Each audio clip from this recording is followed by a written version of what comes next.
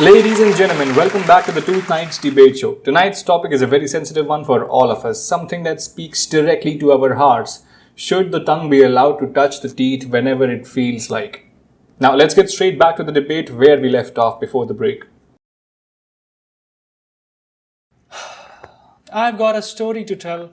The other night, me and my wife, who happens to be a beautiful premolar by the way, we were making love to each other like every other normal couple out there.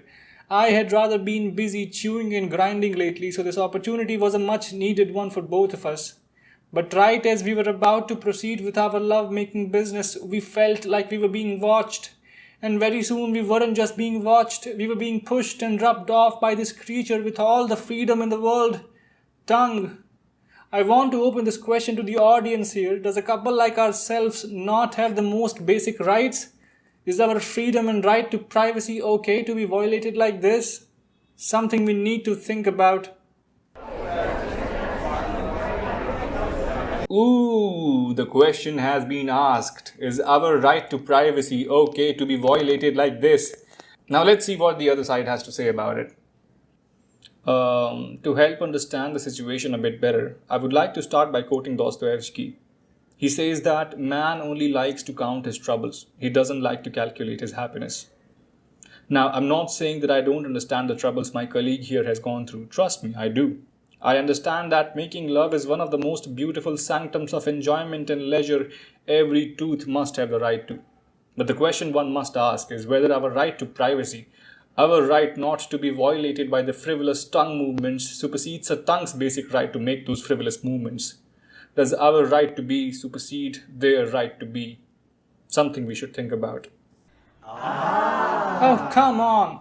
Do you realize the amount of deformations the tongue is causing because of the constant push? Have you even seen my cousin Greg? Poor guy is deformed from head to toe, even got disqualified from Mr. Tooth competition. The movement of the tongue is not just a physical act, but a symbol of our freedom as teeth.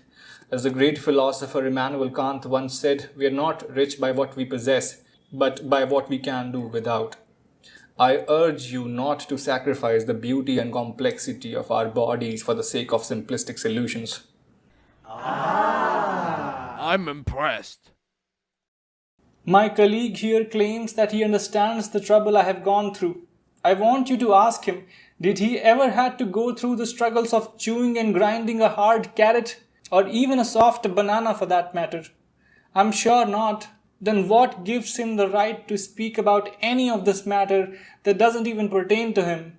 I'm sure he doesn't even have a wife or a girlfriend to make love to, that lonely son of a tooth. Ooh.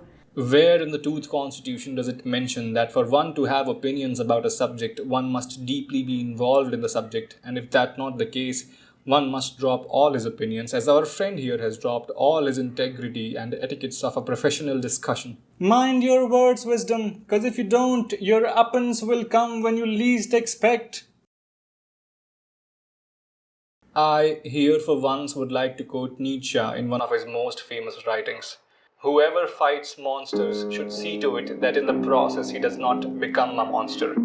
For it's today that I truly understand what he meant by monsters.